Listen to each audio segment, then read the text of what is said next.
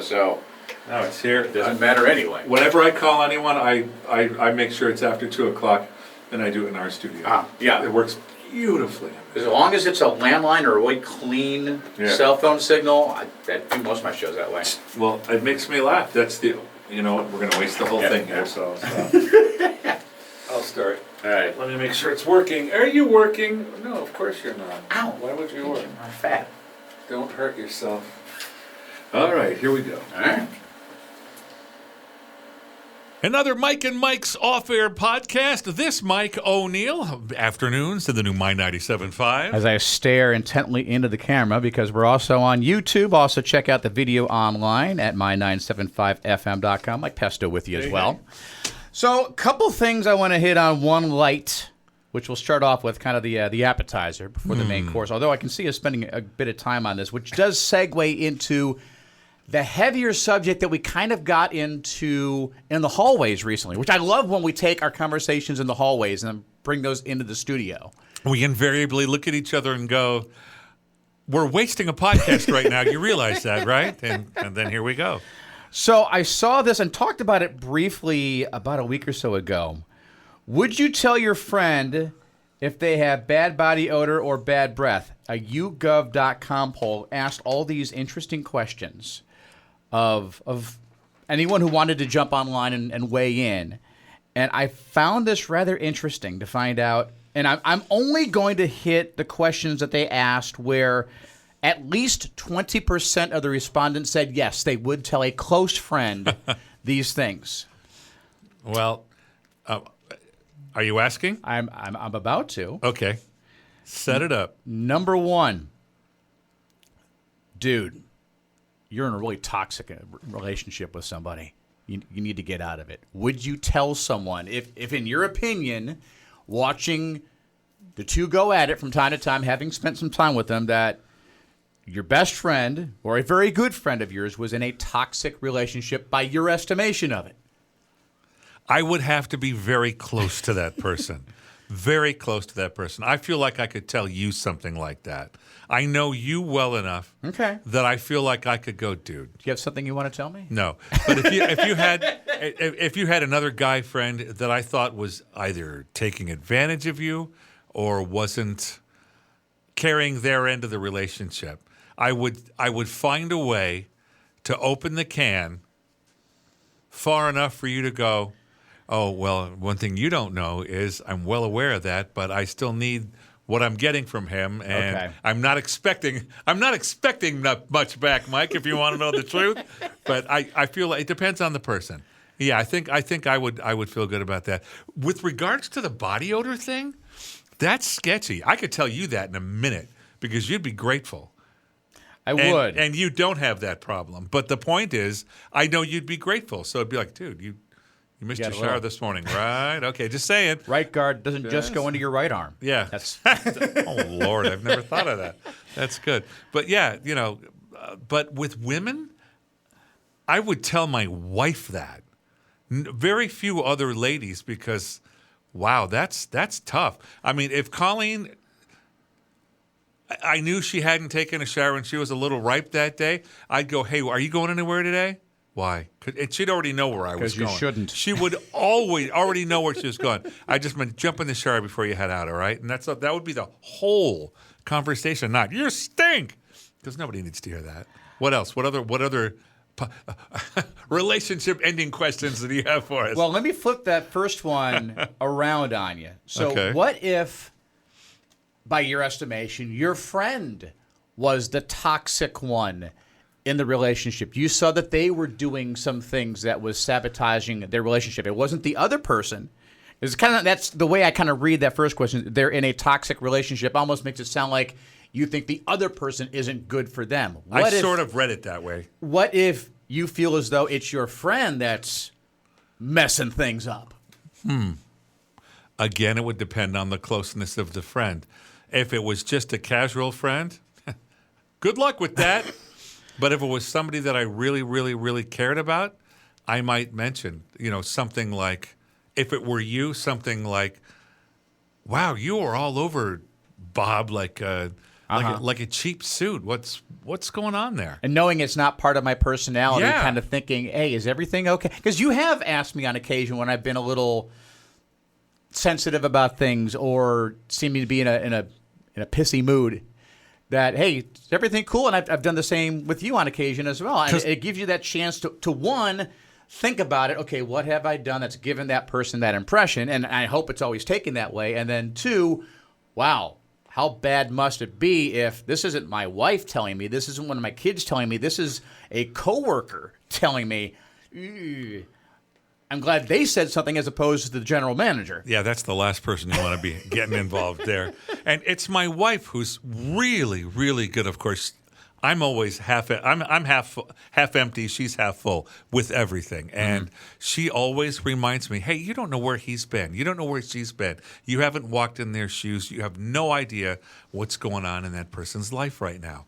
How about shut up and find out first before you jump all over them?" There you go. My wife and I have had those conversations. There's always a better way to put things so that that person is not on the defensive immediately, and that the question kind of forces them to look internally and realize, okay, am I doing that? Oh, crap. Yes, I kind of am. Because as we've discussed before, you can't badger somebody to your way of thinking. You can't shove them there. You can try, though. You have to attract them. And if that's the way to go. I think I may have told this story before years ago. A really, really good friend of mine at the time, think about that same question again, was involved with someone, had a fiance. I believe they were engaged at that point. And they had an argument. There was something going on, and he was about to do something with someone else that I knew he was going to regret later, or at least keep that secret from her for the rest of their lives if they were to get married. And I pulled him aside and said, "Dude, listen, let's get out of here. I can see where this is going. I know you're not in a great place with your fiance right now, but I don't want you doing something you are going to regret later." He did decide to stay. I never asked him. I don't know what happened because now for myself personally, I don't want to have that information knowing I am friends with her as well. How do I not tell her that I know he did something like that? Because I'm his best friend, but I care about her too. Well, that opens up another angle on that, too. If you knew of somebody that you cared about and you discovered that somebody was messing around on them, Yeah. would you tell them? I would tell them if that's who I was closest to. I think whoever I was closest to, that's who I would tell. So if it was the person that was being cheated on, I would tell them and just say, "Listen, I pray and hope that I'm wrong, but I'm just going to give you the facts and do with them what you will." If it's the person that I know did the cheating, it's like, dude, what the hell are you doing? Yeah. You got a good thing here. I'm not going to say anything because it's not my place. You and I have the friendship, but no, it's difficult to be friends with someone that I see doing what you're doing. So you're risking your relationship with them and our friendship by doing what you're doing. Exactly, because it's both. Yeah. All right, Good so answer. that's 37%, by the way, according Wow. to this YouGov.com Wow. poll, said that they would tell a close friend, a best friend about that.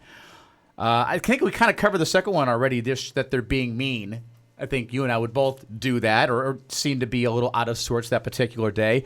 And we covered the body odor. By the way, you're mean 36%, body odor 32%, so we're kind of going down. Here's an interesting one, because it depends on where your line is.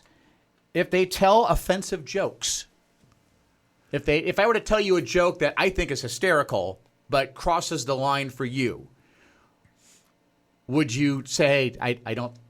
For me personally, I get why you think that's funny, but for me personally, that's not in my wheelhouse of humor. I know with the What to Watch segments that we have, you're a huge fan of comedy, but you do have a line, and Yeah. I think we all do somewhere. Yeah, I think most people would think my comedy specials are boring because the ones that I'm really attracted to are pretty clean. Uh-huh. I mean, I love Seinfeld. I love He Was Just Here. He was just at the Fox. Brian Regan. Yep. Brian Regan. He's brilliant, and he rarely, if ever, curses. I don't need that. I mean, if you're using the F word as a verb, noun, and an adjective in the same sentence, you're not funny. You're just trying to be cool, and that will never, ever, ever make me laugh. So would you tell someone, though, a close friend, a good friend, hey, you should know me well enough, that's not... I think so, because I'm a bit of a. It's interesting we're talking about cursing. I'm a bit of a living dichotomy there. I try very hard not to curse, but I know that I'm not very successful sometimes. I don't like the way I look when I curse, and yet I still do. I'm still working on it, but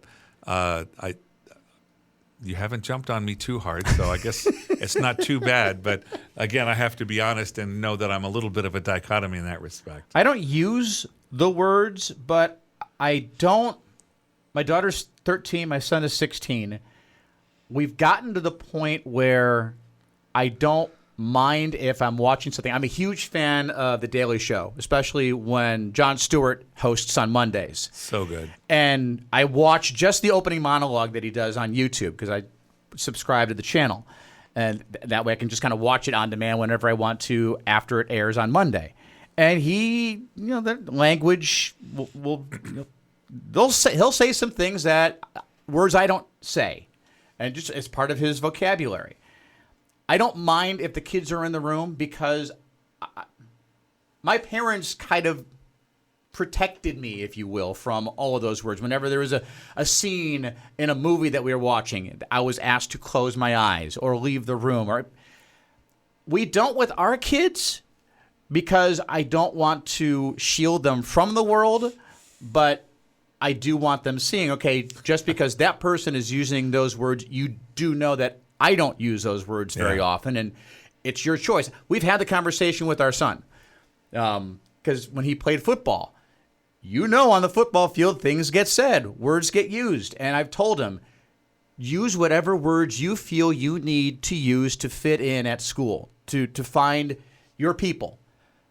But at home, not here, make sure when your friends come over, they know not here. I've actually heard you say that to him. I think we were at a parade once, and I was like, you know what? That's exactly right. That's the way you do that. Speaking to what I was saying earlier, I actually, my 4-year-old grandson recently caught me up and held me accountable. Oh, really? Yeah, we with Aiden, we say green choices and red choices. That's a green choice, Aiden. That's what we want you to do. I like that. That's a red choice, Aiden. No. Okay. And he looked at me the other day, and I smashed my hand with a hammer and said the S word. Okay. And he said, Poppy, that's a red choice word. We don't. And then of course he said, we don't say shit, just so he could say it and not get in trouble. But anyway. How old is he again? 4. Thank you very much, Grandpa. Good job. Smartest kid on the planet. I love it. Great kid. Tons of morality. Come on, Grandpa. Work a little harder, would you? Oh, getting called out by a 4-year-old. Yeah, nice. I love it. All right, so that's the offensive jokes. We already touched on this one. It's like we're covering them before we can get to them. Their partner is cheating on them, so we hit that. By the way, both that and the offensive jokes, 31% said that they would tell a best friend or a very close friend. Well, marriage is so important to me, Michael. And I take it so seriously. And I know you do too, so I would have to. Here's one I know, and we've touched on it, and maybe we'll talk about it more in depth at some point. And I think we have on some occasions. With you personally, they drink too much. Well, I would almost guarantee, even with someone that wasn't a best friend, you would probably tell them because of the road you've gone down. I reach out because I just want to be of service. I am, how many years am I? 11 years, 100% sober. I will never drink again because you would not like me like that. And I would reach out if I thought it could be useful because a person to overcome it has to be ready to hear it. And so I would have to listen and find a way to share the reasons why I drank, hoping that they would resonate with him and then listen, and then we could talk about, I've overcome that and I know there's a way. But it's hard. It's hard because when I was drinking and I was out there, and I didn't know the way, I didn't want to hear about it. All I wanted to do was get nuts, and it's tough. So you really have to pick your time, pick your alley, are you ready to hear this? Does that make sense? It does. It makes a lot of sense. I've never had an issue with drinking. I don't think I had my first beer, like full on pint, until I was well into my 20s. It was just something that I think because I knew so many people that did, and everyone that I knew that did it to rebel. And we may have touched on this before. I always found that so ironic that how is it rebelling if you're just doing what all your friends are doing? Yeah.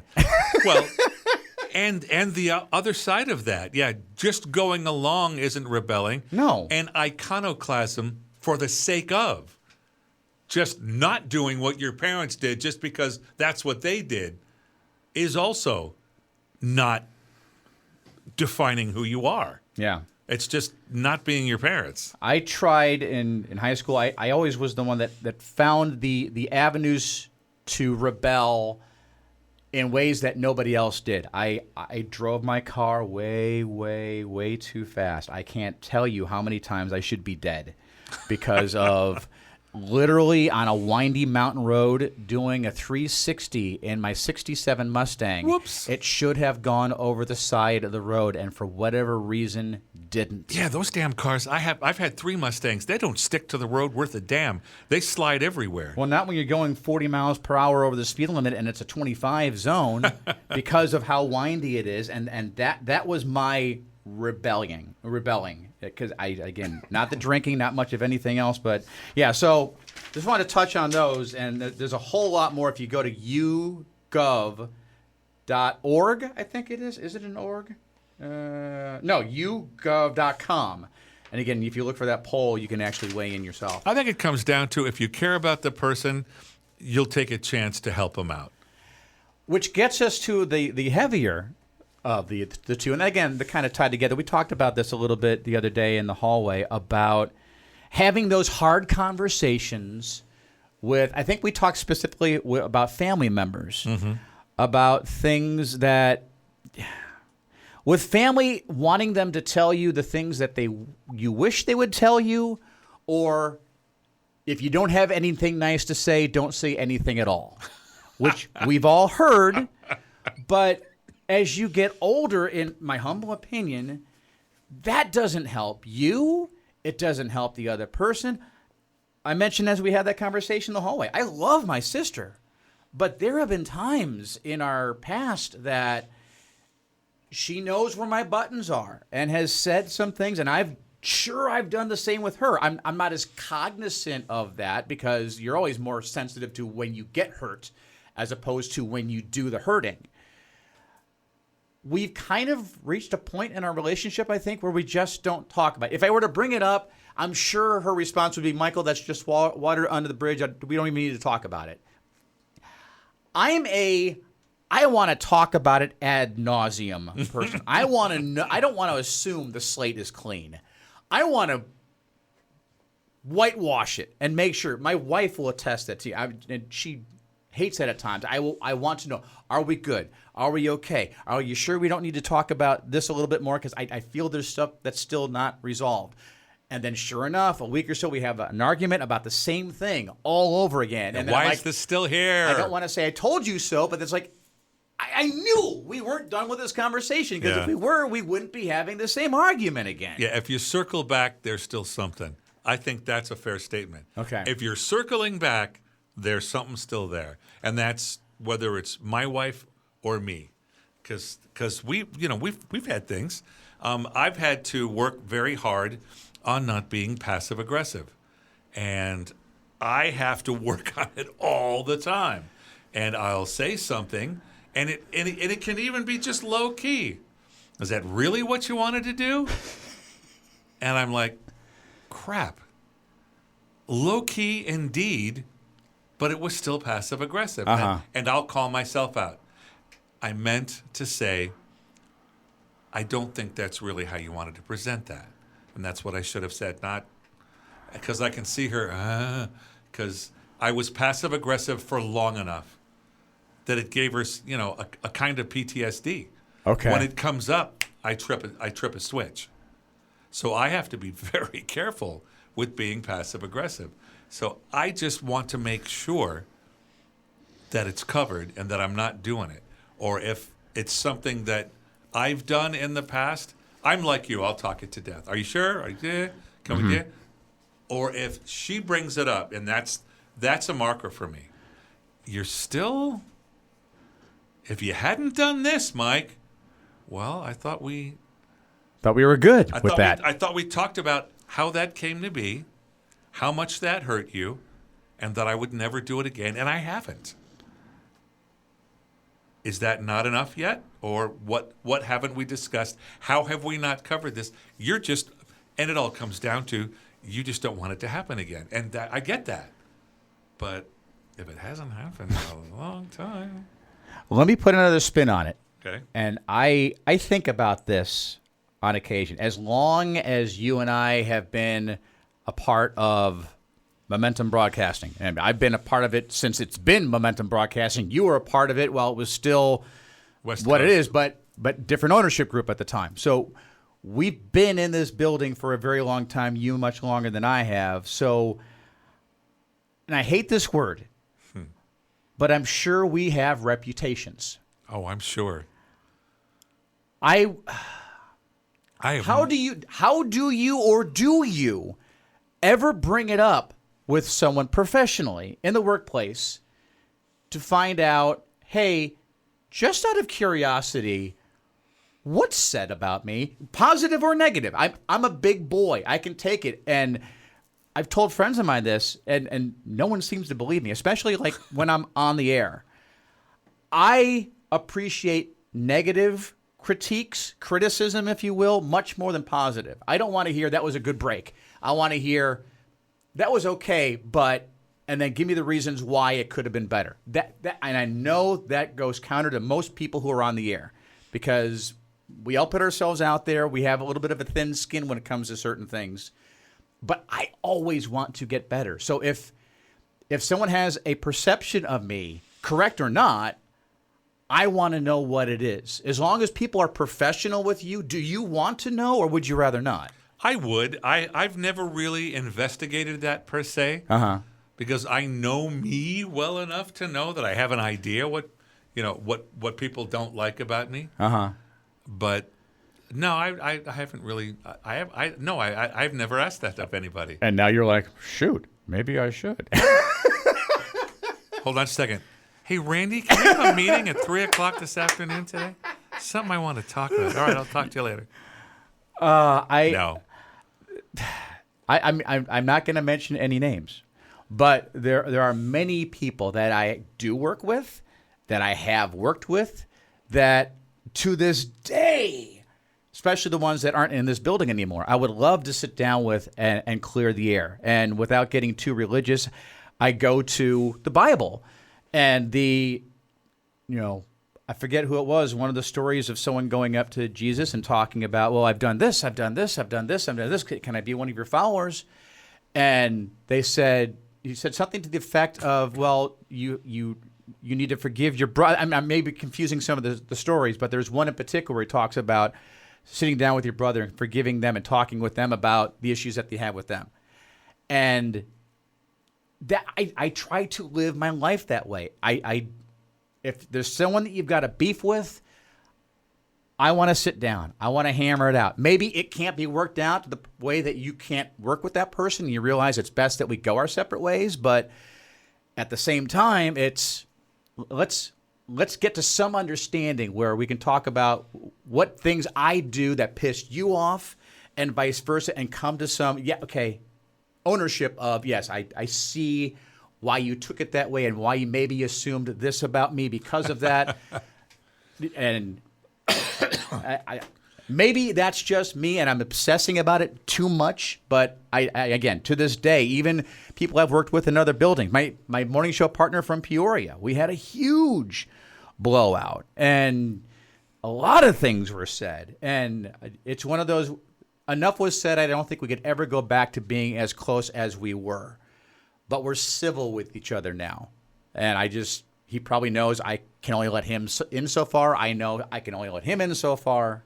But you have to trust that, man, because you have to protect yourself. Yeah. There's nothing wrong with that. I mean, I learned that when I was recovering from alcohol. My wife had the right to protect herself from my crazy, step back and love me from over there, because I was still drinking and I wasn't treating people right.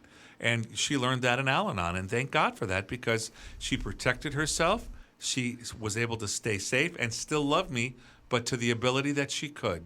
And you're allowed to do that with people. You can't keep surrounding yourself with someone that's going to hurt you. There's no win there. That's not being nice. That's being hurtful to yourself. Yeah. So you have to go, this doesn't work. This just doesn't work. I have tried with you 3 or 4 or 8 or 10 times, and all I'm doing is immolating myself. My ex-wife and I learned this. We were 2 alphas that both wanted to drive and weren't going to relinquish the stick. Okay. And we just didn't. I still care about her. I still love her, honestly, to some degree. And I still call her from time to time. We're still friends, because we have a daughter.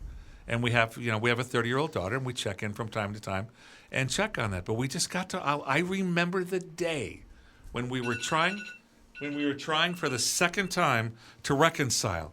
And I remember going in with the most positive of attitudes. We're going to get this. And she landed all over me with the same kind of stuff that had infuriated me for years on some small thing that just wasn't important. And I just stood there and thought to myself, we're just not good for each other. Yeah, that's painful. And that's not, she's an awful human being and I'm a better, it's none of that. We can't do this together. We're not good for each other. And you and your morning show partner discovered that, which had to be awful, because I'm sure you had the greatest of times on air at times over the years. I go back and I listen to old CDs that I still have, and I still bust up laughing over the stuff that we did, and realize how much radio has changed over the years. Back then, shtick was very big, and we both did impressions. He did a great George W. Bush. I came up with this character in Peoria called Creve Coeur Carl, and they would call into the station every once in a while. That's when that type of radio was really huge, and we loved every bit of doing that. Yeah. We had this bit every Friday called Miscast Theater, where we played 2 Italian mafioso guys that would grab a script and do the script just the way it was in a movie. But we would stay in the character of Tony and Vito. Those were the characters we came up with. And you had to guess the name of the movie based on this very poorly done scene. And we would always do it live, going in and out of our character voices and our actual voices, which was always fun to do. But that was probably very Carol Burnett show, where you were both having a hell of a time staying in character because you were trying not to laugh. And then when I always loved it. When I knew I had him on the ropes, when I knew he was about to bust up laughing, that's when I went in for the kill. Yeah. And I could usually at least get a chuckle out of him on the air. And as like SNL, that did happen all the time, where Will Ferrell was notorious of always doing that. He very rarely cracked up himself, but when he knew the other cast members were about to go, he would go off script a little bit to really go get them. Well, SNL's notorious for going after the guest host because they're not used to it. Because they're used to hanging, they can hold on, and they'll just whoever the star is that week, they're going down. They're going to laugh themselves right out of the set. So, yeah. But in wrapping up this part of it, do you think, in general, and every case is a little different, that having those conversations to clear the air is important, or do you think it's just best, let's just have a professional environment, you treat me professionally, I'll treat you professionally, you could think about me however you want, but at the end of the day, let's just be professionals?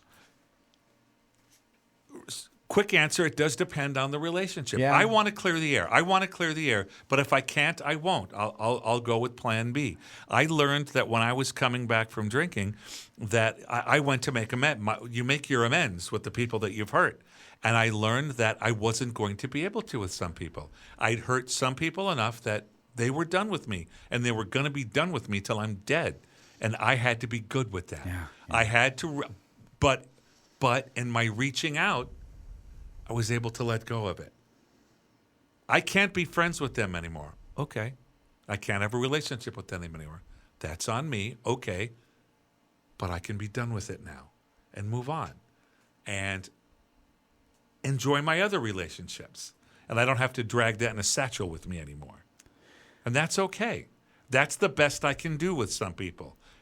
Be professional, be nothing at all.